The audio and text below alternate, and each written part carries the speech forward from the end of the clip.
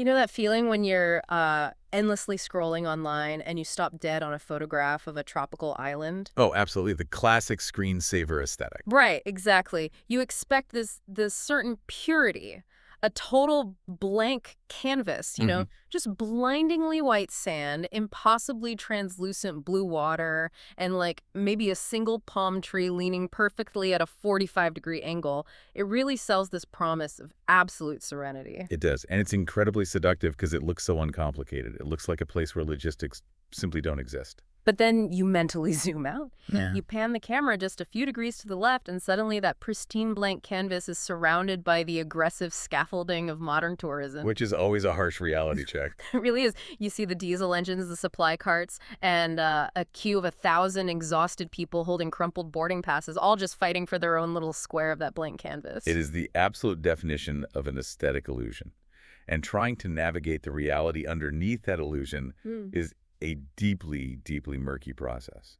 Welcome to the Deep Dive. We are thrilled to have you with us today because our mission is to completely dissect a brutally honest logistics-first travel breakdown from the acclaimed show Phil and H Travel. It's a fantastic source. It really is. And the destination in their crosshairs today, Koh Yeah. Lipe. It's an island in the extreme south of Thailand that has been relentlessly, and I mean famously, dubbed the Maldives of Thailand. Yeah, you see that label everywhere online. But our goal today, for you, the listener, is to strip away every ounce of the glossy tourism board spin. Yes, exactly. We're going to hand you the unfiltered, logistical, boots-on-the-ground reality of visiting this hyper-viral micro-island in the year 2026. Because if you walk in expecting just a hammock and a coconut, You are in for a bad time. you really are. Ah. The actual mechanics of this island are going to hit you like a freight train. The contrast between the marketing and the reality is stark. Yeah. To set the tone immediately, I want to quote the male host of the source material, Phil, verbatim. Oh, this is a great quote. He opens their breakdown with this unbelievably blunt reality check. He says, the internet calls Koh Lipe the Maldives of Thailand. The reality is that this island is just 3 kilometers long. Pattaya Beach is now essentially a crowded long-tail boat parking lot. Mainland food prices double the minute they cross the water. And just getting here is an expensive 3-step financial gauntlet. The water is flawless, yes, but you are going to pay for it in cash and crowds. It is such a heavy, unapologetic opening. Right, he pulls no punches. None at all. And the female host, H, immediately follows that up by framing the central conflict of the island beautifully. She sets the stakes by saying, "Welcome to Phil and H Travel. Is it worth it?" Today, we are at the very bottom of the Andaman Sea, looking at Koh Lipe. The tension here is brutal. On one hand, you have 500 bat snorkeling trips that genuinely offer some of the clearest water and best marine life in Southeast Asia. On the other hand, you have a walking street that feels like a congested shopping mall and an island infrastructure buckling under its own viral fame in 2026. The question today is how to find the paradise everyone promised you and exactly which traps to avoid on the way. Okay, let's unpack this. We have a massive amount of intelligence to get through, and I want to start with the foundational claim that might actually break the hearts of a lot of nostalgic travelers out there. Yeah, this is a tough one to swallow. The source makes it crystal clear that Koh Lipe is no longer an undiscovered backpacker haven. That era is definitively over, Yeah. completely gone. And this is the core trade-off you have to understand before you even look at flights. Right. What you are stepping onto in 2026 is a highly developed, incredibly densely packed micro-island located inside the Taruto National Marine Park. Wait, hold on. Let me push back on the highly developed part for a second. Okay. Because Thailand is like the global capital of backpacking. There is always a dirtbag, shoestring way to do things, right? Can't I just bypass the luxury resorts, find a 200-baht fan room on the beach somewhere, eat from a street cart, and pretend it's 1999? You literally cannot. You just can't. And it comes down to the brutal mathematics of island real estate. What do you mean? Well, when we say this is a micro-island, we mean it is exactly 3 kilometers long. Wow, just 3. 3 kilometers. Mm. You can walk across the entire landmass in a matter of minutes. Because the physical space is so finite, the real estate is astronomically valuable. The island's economy realized years ago that it doesn't need to cater to the low-margin backpacker anymore. So they just push them out. Exactly. Yeah. They literally bulldoze those 200-baht fan rooms to build boutique resorts. Okay, so the physical boundaries accelerate the economic boundaries. Precisely. And the geographical context amplifies that cost even further. Koh Lipe is located in the extreme deep south of Thailand, hovering right near the Malaysian border. Right. That extreme isolation dictates every single aspect of the island's reality, starting with the supply chain. Because it's an island without a bridge, every single item, as every grain of rice, every bottle of sunscreen, every drop of diesel fuel has to be imported by sea. Which means your standard Thailand budget, the one you use to live like a king in Bangkok or Chiang Mai, is essentially useless here. Totally useless. The breakdown notes that a standard plate of pad Thai, which might cost you, what, 60 baht in Chiang Mai? Yeah, around there. That same plate is going to run you anywhere from 120 to 150 baht on Koh Lipe. And we really need to look at the literal supply chain mechanics behind those prices, especially the 7-Eleven markup. Oh, the 7-Eleven markup. Yes, because 7-Elevens are traditionally the sacred, untouchable budget lifelines for travelers across Southeast Asia. Oh, 100%. It's where you go for cheap water and a toasty. Exactly. But on Koh Lipe, they operate on a unique, localized pricing tier where items cost roughly 40 to 50% more than they do on the mainland. That is wild, because if I walk into a convenience store, I expect uniform pricing. A bottle of water is a bottle of water. I'm guessing that trying to stock a store in the middle of the ocean requires a logistical circus. It's an incredibly fragile, multi-stage operation. Think about the journey of a single pallet of bottled water. Okay. It doesn't just roll off a truck into the back room of a store. It travels from a mainland distribution center, gets loaded onto a heavy truck, driven hours south to a mainland pier like Pattaya. Right. Then it has to be loaded onto a ferry, sailed across the open Andaman Sea. And here's the kicker. Because Koh Lipe has no deep water dock, that ferry cannot pull up to the beach. Wait, really? So how do they get it to the store? It often has to be transferred by hand onto smaller wooden longtail boats while bobbing in the ocean. Oh, man. Then driven to the shallow water, carried through the surf onto the beach, and then loaded onto a motorbike sidecar to be driven down Walking Street. That is insane. It is. Every single hand that touches that pallet, every transfer, every drop of marine diesel burned to move it across the water gets baked directly into the retail price you pay at the register. It's the literal physical cost of hauling modern convenience across the ocean. Yes. It's almost like surge pricing on a rideshare app, but applied to your basic survival needs. That's a perfect way to put it. The island knows you are trapped by geography, so the algorithm of local commerce automatically adjusts upward. But the breakdown is very quick to offer the counterweight to all of that expense. For the upside. Exactly. The water is not an Instagram trick. The sand genuinely is powder white. It is. Because it is protected by that national park status, commercial fishing is restricted. So the coral reefs are literally teeming with life. For roughly 500 to 700 baht. Which is about 14 to 20 US dollars, right? Yeah, exactly. For that price, you can book a full-day snorkeling trip on a longtail boat. Yeah, that trip delivers a visual underwater experience that luxury resorts in the Indian Ocean or the South Pacific would easily charge you hundreds of dollars for. So you are paying hyperinflated prices for basic mainland goods like a bag of chips or beer, but absolute bargain basement prices for world-class natural beauty. Yeah, that's the core of it. The aesthetic trade-off is the defining feature of the island. But let's say you accept that financial trade-off. You're willing to pay the 7-Eleven premium. Money isn't the only variable here, is it? Not at all. If you book your flight in July instead of January, the island essentially physically rejects you. Completely. The island's calendar is absolutely ruthless, and the weather completely dictates the economics. Wow. You cannot treat Koh Lipe like a major city where you just show up whenever you have vacation days. Yeah. The entire existence of this microeconomy is at the mercy of monsoon winds and ferry schedules. Walk us through how that meteorological reality actually impacts the traveler on the ground. Sure. It's a textbook example of environmental determinism. Let's break down the 3 distinct seasons. Okay. First, you have high season, running from December through March. During this window, the weather is beautifully dry, the wind drops, and the Andaman Sea turns glass flat, creating that perfect screensaver aesthetic you mentioned earlier. But the trade-off is human density, right? Huge density. The breakdown notes that walking down the main drag, Walking Street, in January feels downright claustrophobic. You aren't strolling, you are shuffling shoulder to shoulder. Yeah, it's packed. Accommodation prices hit their absolute peak, and you essentially have to book your room months in advance just to secure a bed. Which brings us to the shoulder season. Yep. Late November, and then again in a brief window from late April to early May. According to the intelligence here, this is the absolute sweet spot. Let me guess. You have to dodge a few rainstorms, but the crowds vanish. Exactly. You are risking the occasional violent tropical thunderstorm that might wash out an afternoon. But because of that risk, the crowds thin out by about 30%. The claustrophobia lifts, and hotel rates drop just enough to give your budget some breathing room. It is the optimal balance of risk and reward. And then we hit the low season. The travel industry optimistically rebrands this as the green season to make it sound lush, Yeah. but it runs from late May all the way through October. Yeah, the marketing spin is strong there. Now, I have to be honest, as someone who likes a deal, going in the low season sounds incredibly romantic to me. You think, I'll get the island all to myself, I'll save a fortune on a beachfront villa. Why is that a bad idea? Because the Andaman Sea does not care about your budget. Fair point.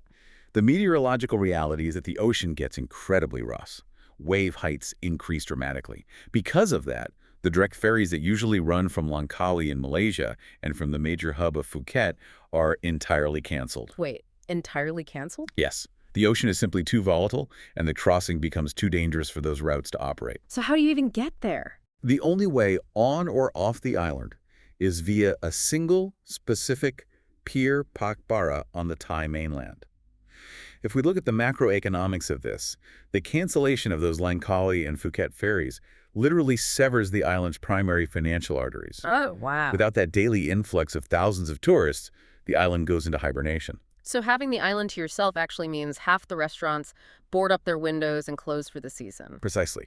And shifting ocean currents during the monsoon mean that marine debris like plastic, driftwood, fishing nets frequently washes up on those once pristine beaches, and there isn't enough staff to clean it daily. That really shatters the illusion. It does. The prices absolutely plummet, yes, but the experience is fundamentally altered. Imagine the visceral reality of that. You book a low-season trip thinking you outsmarted the system, but you end up trapped indoors inside a damp, echoey bungalow for 3 days during relentless sideways monsoon rain. Sounds awful. Half the town is boarded up, the power grid is flickering, and you're sitting there knowing the single boat back to the mainland might be canceled tomorrow because the ocean swells are too high.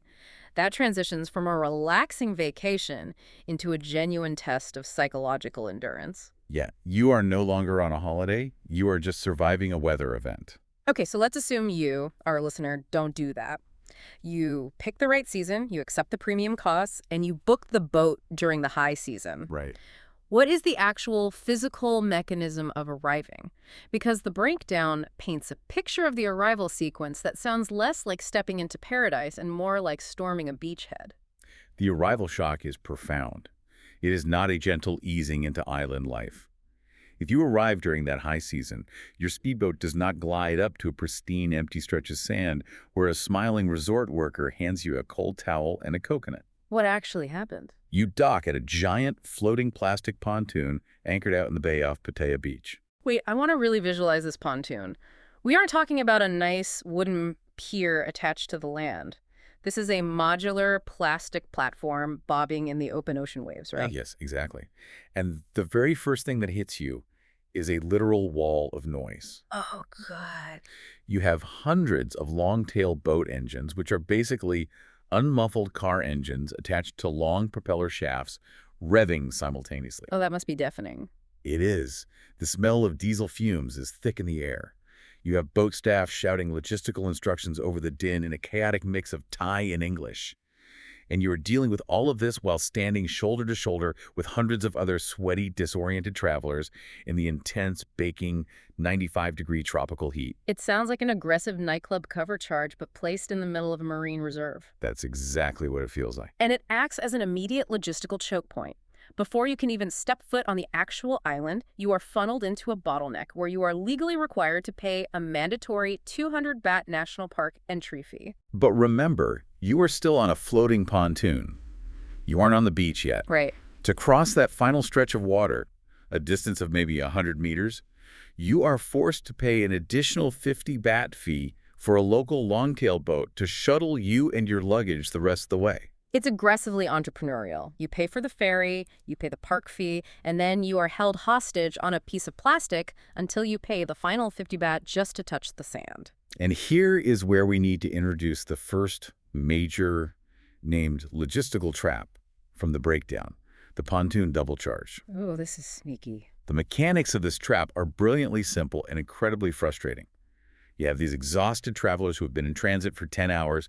They finally get to this pontoon. They are hit with the 200 baht fee and the 50 baht shuttle fee. Right. The trap springs when a tourist pulls out a large 1,000 baht note to pay. Let me guess. The guy collecting the money on a bobbing plastic raft magically doesn't have change. Exactly. The boatmen will very frequently claim they have no change for large bills.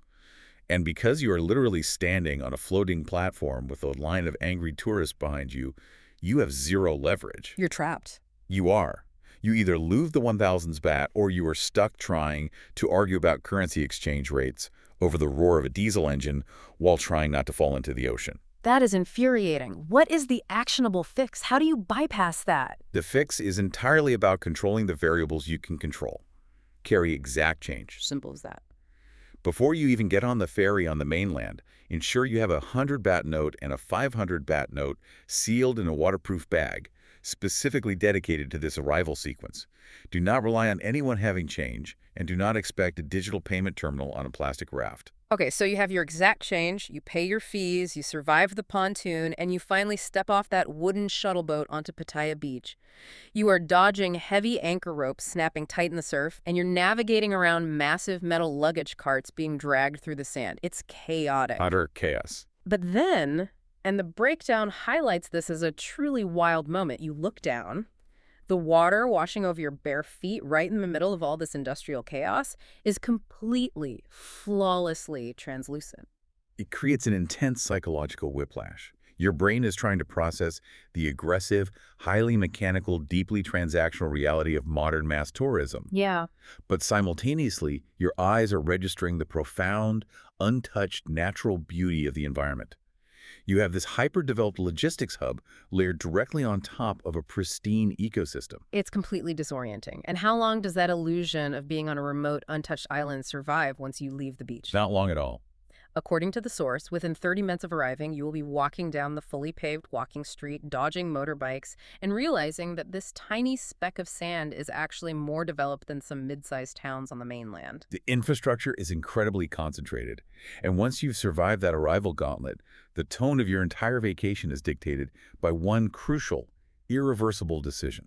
Which zone of the island do you choose to sleep in? Ah, right. Because you can't just tell someone, I'm staying on Koh Lipe.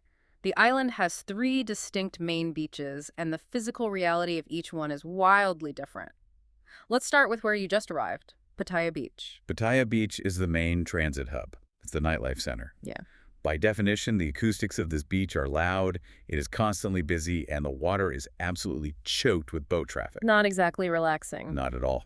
If you are on a strict budget, this is where you'll find hostels like Bloom Cafe and Hostel, where dorm beds run 500 to 800 baht per night.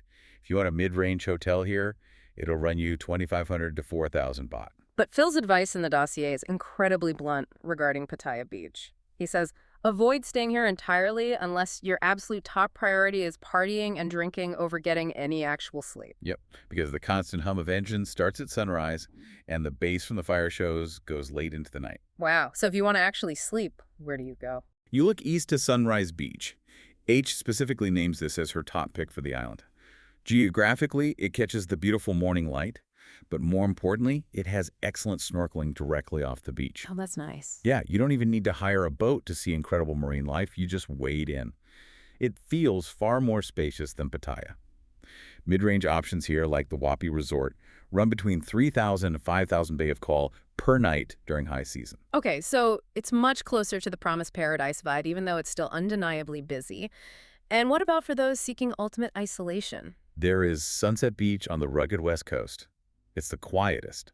But the trade-off is a sweaty 15-minute walk through the interior of the island just to reach the restaurants on Walking Street. I see. But we really need to examine how aggressively Koh Lipe has pivoted into the ultra-luxury tier. We are talking about properties like the Irene Luxury Beach Resort on Sunrise Beach, which is charging an astonishing 12,000 to 18,000 baht per night. Yeah, that translates to roughly 350 to 500 US dollars a night. That is steep. Yeah, it's steep. Or the Serendipity Beach Resort, offering private pool villas built right into the cliffs, starting around 8,000 baht. Okay, stop right there. If I'm dropping $500 a night on an island in Southeast Asia, I am expecting Maldives-level invisible butler service. I want someone anticipating my needs before I even know I have them. Does the island actually deliver that level of immaculate hospitality? This is the massive caveat attached to those premium price tags. Hmm. The source emphasizes that when you pay $500 a night on Koh Lipe, you are paying almost entirely for the geography, the architecture, and the aesthetic. Oh, You're not necessarily paying for bulletproof, seamless five-star service. like, why not? If the hotel is pulling in that much revenue, why can't they train the staff to deliver a flawless experience? Because of the macroeconomics of hospitality staffing on an isolated rock. Oh. Maintaining global luxury service standards requires a highly trained, consistent, and happy workforce. If you build a luxury resort on a mainland destination like Phuket, your workers can easily commute from their homes, go back to their families, and have a normal life. On Koh Lipe, there are severe island staffing challenges. Right, because there's nowhere for them to live. Exactly. Housing hundreds of hotel staff on a highly developed 3-kilometer island where real estate is at a premium is incredibly expensive for the resort owners. The staff quarters are often cramped. I hadn't thought about that. Furthermore, importing luxury goods, delicate foods, high-end linens, replacement parts for the espresso machine is logistically fraught and constantly delayed by the sea. The environment is actively hostile to maintaining consistency, so the service often wavers. It makes you really think about the psychology of what you actually value as a traveler. Are you paying $500 a night for the thread count of the sheets and anticipating an immaculate concierge experience?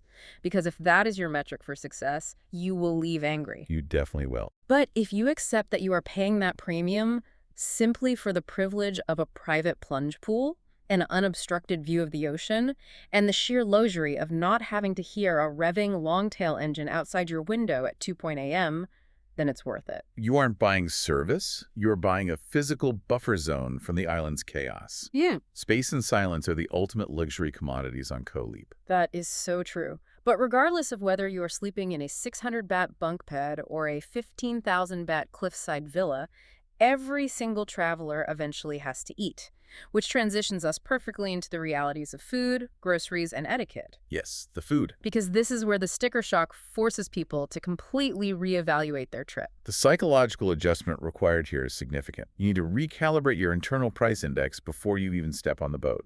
The breakdown states as a hard rule. Koh Lipe is roughly 40 to 60% more expensive than Bangkok. Wow. And the overtly tourist-focused food system completely dominates the main artery of Walking Street. And it is priced like you're sitting in a plaza in Rome or Paris.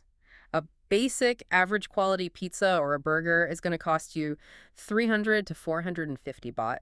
And if you want the classic island aesthetic, the fresh seafood displayed on mountains of crushed ice outside the restaurants, the little grilled snapper, the crab dinners, you're easily looking at 600 to 1,000 baht per person. But the intelligence also highlights that a parallel local food system still exists, functioning as a hidden lifeline for those willing to look. Oh, a local lifeline. I like that. Yeah. If you actively step off the main drag and seek out the small, unpretentious, hole-in-the-wall Thai joints places, specifically named in the source like Madam Yoo-hoo, you can still find authentic Thai dishes for a much more reasonable 100 to 150 baht. It's basically a scavenger hunt to feed yourself affordably. Pretty much. And you see that exact same duality in the groceries. We talked about the supply chain of that water bottle earlier. A large bottle of water that costs 15 baht at a mainland gas station is 25 baht here. If you want a local Chang beer, it's 60 to 80 baht in a convenience shop. But the physical act of moving that beer 50 yards to a beach bar means that exact same bottle is suddenly 100 to 150 baht. And speaking of water, this section of the breakdown contains a vital, non-negotiable health and safety directive. Oh, this is super important. Tap water on Koh Lipe is completely, absolutely unsafe to drink. You must rely entirely on bottled water for survival. And the source specifies that this includes using bottled water to brush your teeth. Wait, why is it so dangerous? Thailand has modern water infrastructure in most places. It comes back to the physical limitations of the sandbar. The fresh groundwater infrastructure on a tiny porous island simply cannot safely support the sheer volume of humanity currently flushing toilets and taking showers above it. The risk of contamination is exceptionally high. That is a terrifying mechanism to think about.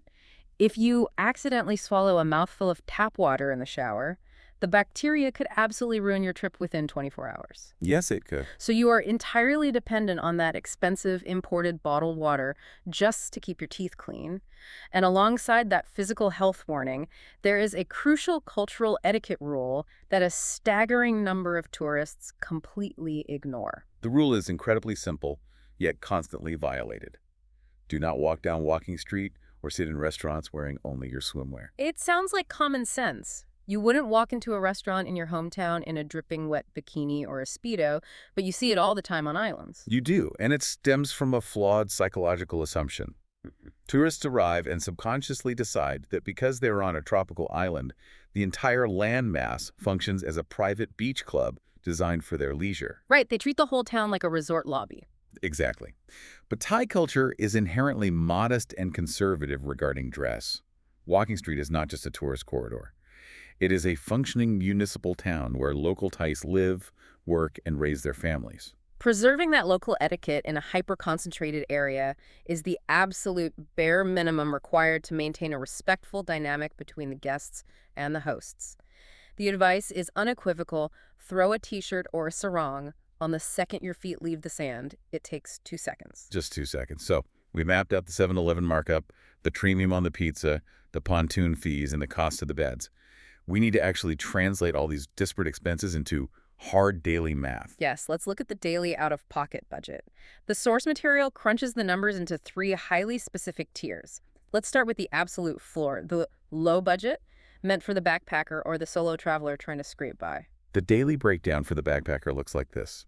You are sleeping in a dorm bed at Balloon Cafe or a similar hostel on Walking Street, which costs 600 baht. For breakfast, you grab a coffee and a pastry at a local bakery for 150 baht. Lunch is a hidden local Thai street food at Madame Yuhu for 120 baht. Dinner is a basic Thai curry and a single beer bought from a convenience store for 250 baht. Living lean. Very lean. You walk everywhere, so transport is zero. And for entertainment, you take 1 half-day snorkel trip, which prorates to about 200 baht for the day. So you are sleeping in a room with strangers and eating convenience store food for dinner. That absolute bare minimum daily total comes out to 1,320 baht, which is approximately $38 or 35 euros a day. Now let's scale up to the mid-budget. This is mapped out for a mid-range couple, and these figures are per person, per day. You split the cost of a Sunrise Beach bungalow, so your share is 2,000 baht. Nice. Breakfast is included at the hotel. Lunch is at a beachfront cafe where you order a smoothie and a sandwich, 350 baht. Dinner is that classic seafood barbecue with some cocktails, 800 baht.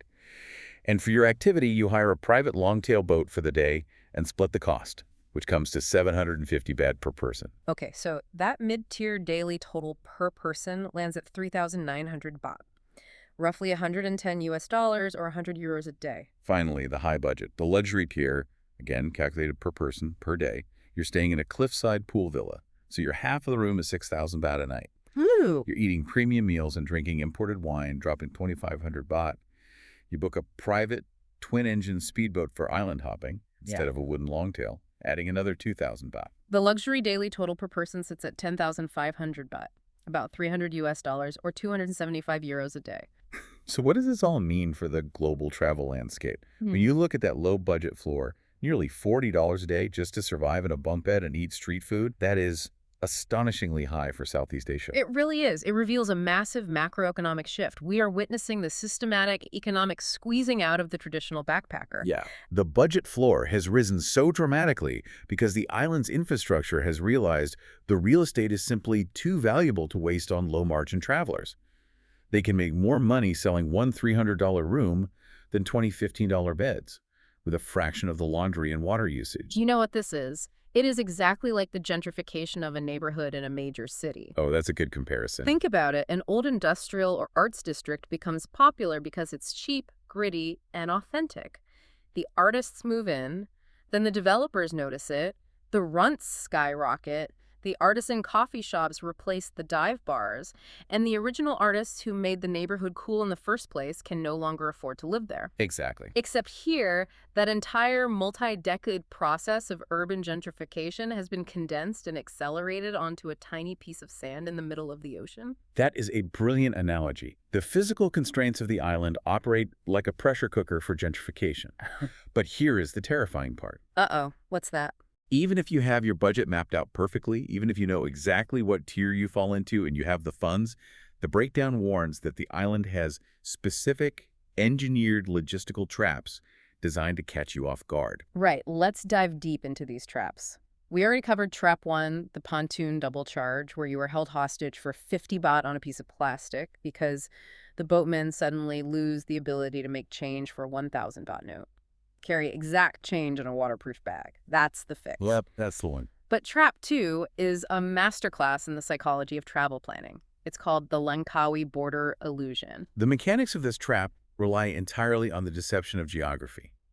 Koh Lipe is located only a 90-minute boat ride from the island of Langkawi, which belongs to Malaysia. Right. And during the high season, there is a direct ferry that runs between the two, featuring an international border checkpoint located right on the beach in Koh Lipe. I've looked at a map of this region. It looks incredibly efficient. You think, perfect, I'm in Malaysia, I'll just hop over the border on a boat, clear customs on the beach, and I'm sipping a cocktail in Thailand by noon.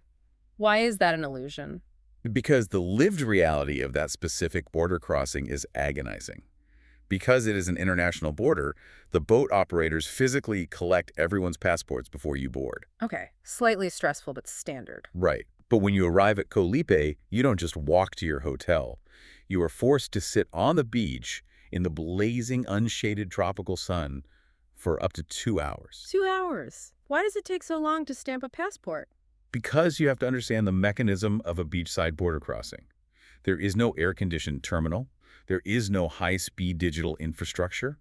The Thai immigration officers are literally working out of a small wooden shack in the sand, trying to manually process an entire boatload of tourists using handwritten ledgers and slow satellite internet connections. Imagine the visceral anxiety of that. You have no passport because some guy in a polo shirt took it an hour ago. You are sweating through your travel clothes. It's awful. You have no access to water or shade because you can't leave the designated waiting area on the sand. And you are just waiting for an officer to mispronounce your name over a crackling loudspeaker. It is the illusion of convenience completely shattered by reality. It perfectly illustrates how a straight line on a map does not equate to a smooth experience on the ground. The actionable fix provided by the dossier is unequivocal. Completely bypass this route. Just skip it entirely. Yeah, skip it. If you are already traveling within Thailand, do not route yourself down through Malaysia just because it looks close geographically. Fly into the Thai mainland city of Hat Yai, take an air-conditioned minivan to the Pakbara Pier, and take the 90-minute domestic speedboat. It removes the international border chaos entirely. That is incredible advice. And that leads us to trap 3, the island cash drought. The mechanism here is that Koh Lipe operates almost entirely on physical cash. There are only a handful of ATMs on the entire island. Now, I'm used to traveling with just my phone and a credit card. Can I just tap to pay? Absolutely not. And the lived reality of that limited financial infrastructure is precarious. During the peak season, or over busy holiday weekends like Chinese New Year, the sheer volume of tourists simply drains the ATMs. Wait, they just run out of money. They physically run out of banknotes. No armored truck is going to magically appear on a ferry to restock them in the middle of a weekend. And what happens when the power grid goes down? Because I know that's a frequent issue. Exactly. The island relies heavily on diesel generators. When the power grid cuts out, due to peak load, which happens frequently, the ATMs go completely dark. That is a nightmare. It is. And if you think you can just rely on your credit card as a backup, be warned. The very few high-end establishments that do possess credit card terminals usually slap a mandatory 3 to 5% surcharge on the final bill just to cover the exorbitant banking costs of transmitting that data from an island. The sheer anxiety of sitting down to an expensive seafood dinner, eating an amazing crab, and suddenly realizing you have no physical cash, the credit card machine has no signal, and the ATMs are empty. How do you fix that? Withdraw every single baht you think you will need for your entire stay while you are still standing safely on the mainland in Hat Yai or Pakbara. Treat the island ATMs strictly as a desperation emergency backup. Do not treat them as your primary wallet. It all circles back to preparation. You are entering an environment that visually looks like a high-end paradise, but functionally operates with severe structural limitations. And those limitations extend far beyond just your wallet. They extend to your physical well-being. The breakdown covers safety, solo travel, and comfort. And the primary takeaway here is a fascinating dichotomy. While your wallet might be constantly under threat from markups and traps, your physical person is incredibly safe from malicious human intent. Well, that's good news. Yeah. Violent crime on Koh Lipe is practically non-existent. Yes. Even petty theft is remarkably rare. The real risks on this island are entirely environmental and medical. And the very first physical risk you face is just the act of getting there, the speedboat crossings. The dossier heavily emphasizes that during the shoulder or low season, the ocean crossings from the mainland can be violently rough. Very rough. And they offer a very specific anatomical piece of advice. If you have any back issues whatsoever, you must fight to sit at the absolute back of the speedboat. Never sit at the front. We need to explain the physics of why that is so crucial. When a speedboat hits ocean swells at high speed, the front of the boat launches into the air and slams down into the trough of the next wave with tremendous bone-jarring force. Yeah. The back of the boat, where the heavy engines are, stays relatively anchored in the water, acting as a pivot point. So if you are sitting in the front row, you are essentially at the end of a whip, getting launched 3 feet into the air and slamming back down onto a hard fiberglass bench every 5 seconds for 90 minutes. Exactly. Sitting at the front during a rough crossing can result in severe spinal impacts and compressed discs. It is a tiny logistical choice, where to place your physical body on a transit vessel that can literally save your vacation from ending in a hospital visit. And speaking of hospitals, you really, really want to avoid needing one here. The medical infrastructure on Koh Lipe is incredibly basic. There are small clinics, and there is a pharmacy. They are perfectly equipped to handle the standard island mishaps, coral cuts, maybe a sea urchin sting, or handing you antibiotics for a standard case of traveler's food poisoning. We must ask the dark, necessary question: what happens if you experience severe trauma? Right. Like a scooter accident or heart attack or a severe allergic reaction to a jellyfish sting. The reality is that definitive, life-saving medical care is a long boat ride away. Severe cases require a private speedboat medical evacuation back to the mainland trauma center in Hat Yai. Which means comprehensive travel insurance with explicit high-limit medical evacuation coverage is not a polite suggestion here. It is an absolute mandatory requirement before you board the plane.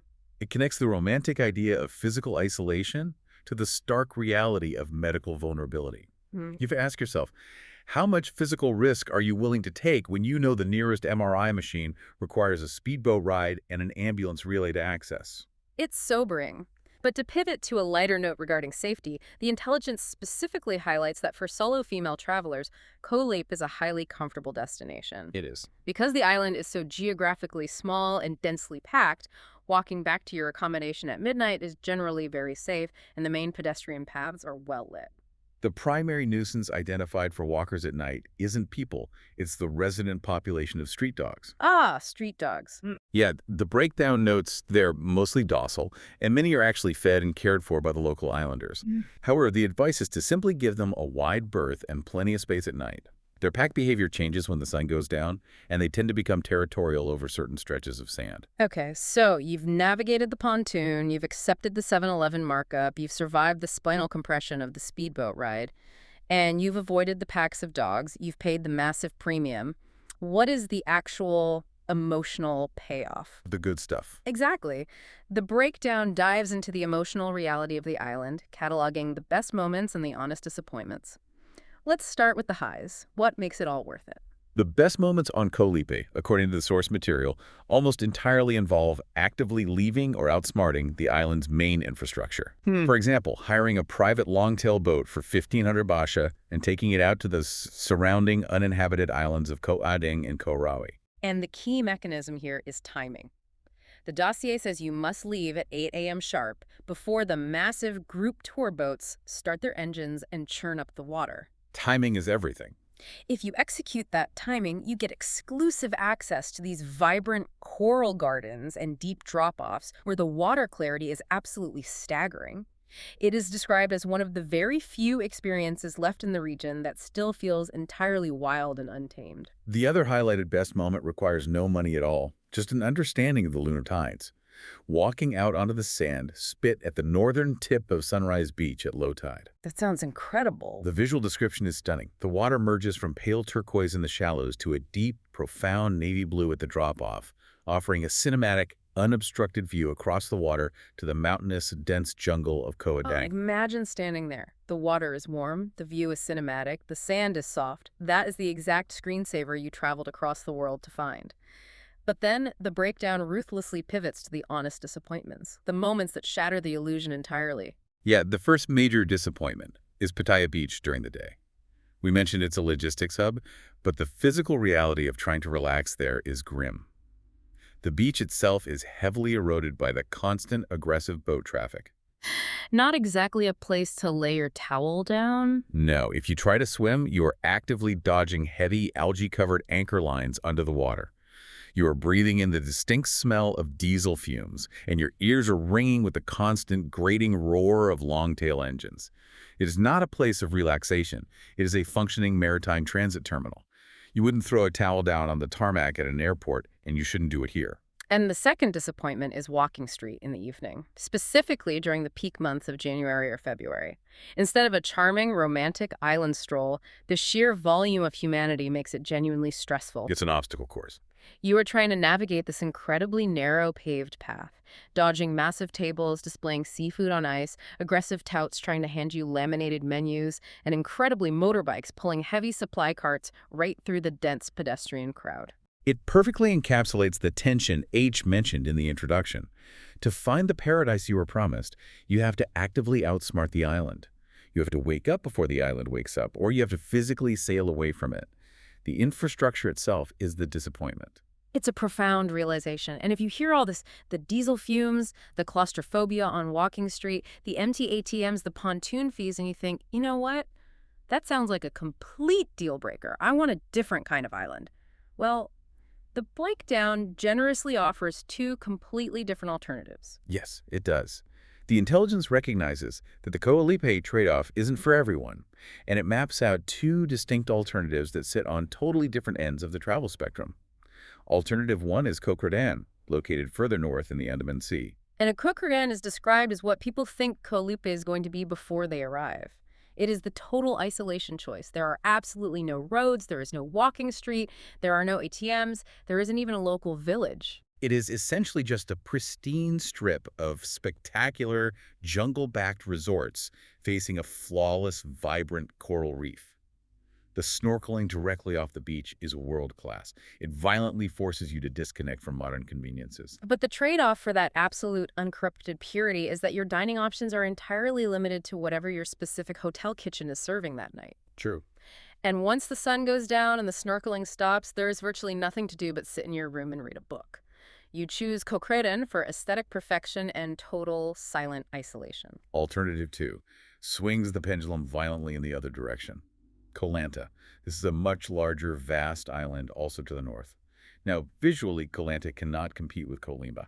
The water clarity isn't as staggering, and the sand is more golden than blinding powder white. But where it loses on pure aesthetics, it absolutely destroys Koh Lipe on value, culture, and sheer physical space. Koh Lanta is vastly cheaper. So much cheaper. The food is incredibly authentic because it's a much larger functioning local society with real markets. You can actually rent a scooter and drive for hours along coastal roads, finding completely empty stretches of beach.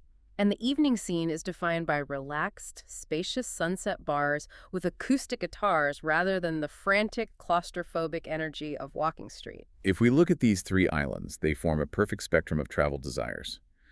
Koh Kradan offers aesthetics and isolation.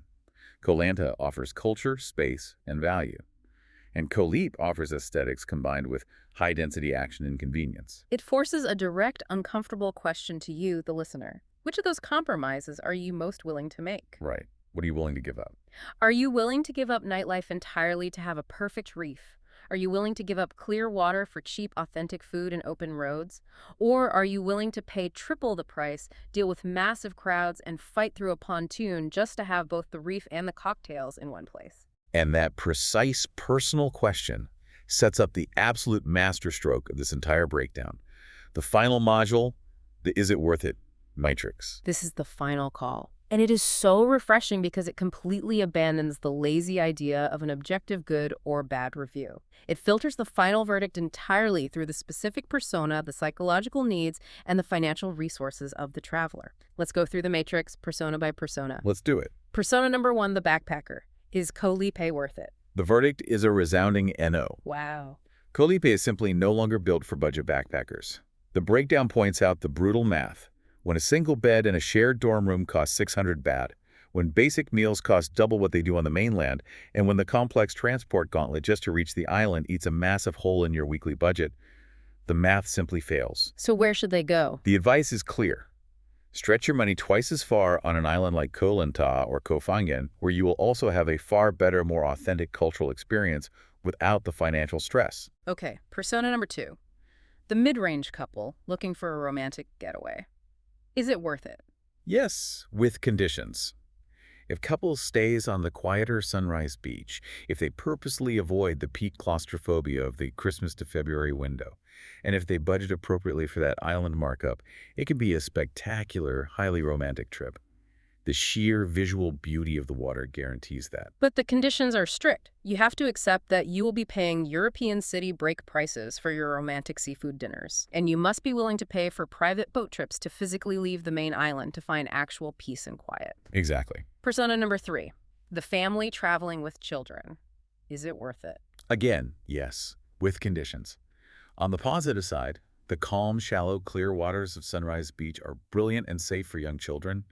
And the fact that the island is entirely walkable with 0 cars to worry about is a massive stress-relieving bonus for parents. But the condition is all about the logistics of getting there. Oh, absolutely. Navigating to Koh Lipe involves a 2-hour minivan ride from the airport, followed by a 90-minute bumpy speedboat ride, followed by navigating that chaotic floating plastic pontoon transfer in the baking heat while handling luggage.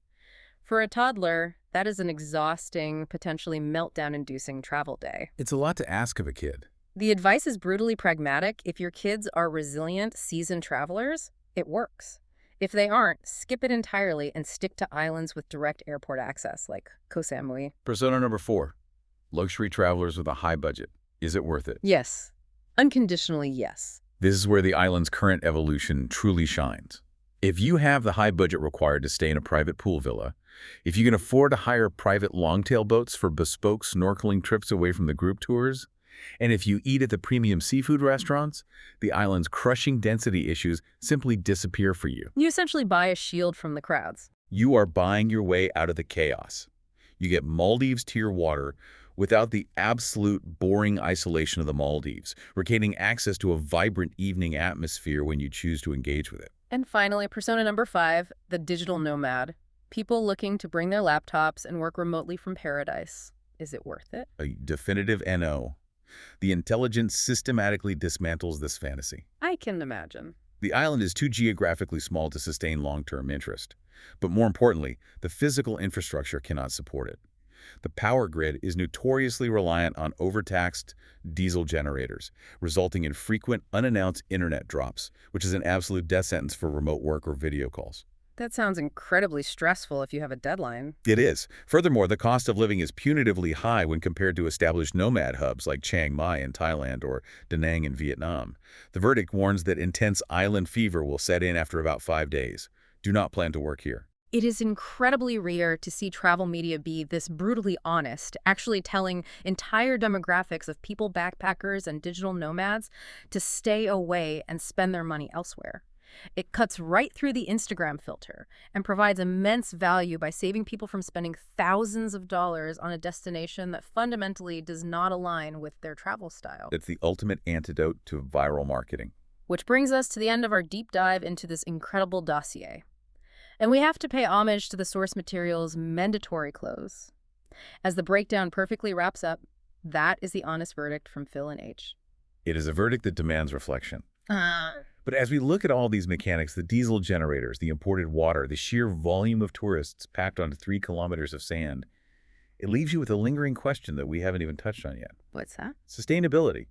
As climate change causes sea levels to incrementally rise, and as monsoon storms become measurably more violent and unpredictable, how many more seasons can a flat 3-kilometer sandbar reliant entirely on diesel imports actually survive? Wow. We are complaining about the prices and the crowds, but the deeper reality might be that we are watching the final decade of Koh Lipe's existence as a viable destination before the ocean simply reclaims it. That is a chilling thought. You are arguing about the price of a beer on a piece of land that might be underwater in 20 years. Knowing everything you know now about the logistics, the hidden costs, the absolute reality of the pontoon, and the fragility of the ecosystem. What kind of traveler will you be the next time you step off a boat? Thank you so much for joining us on this deep dive. We'll see you next time.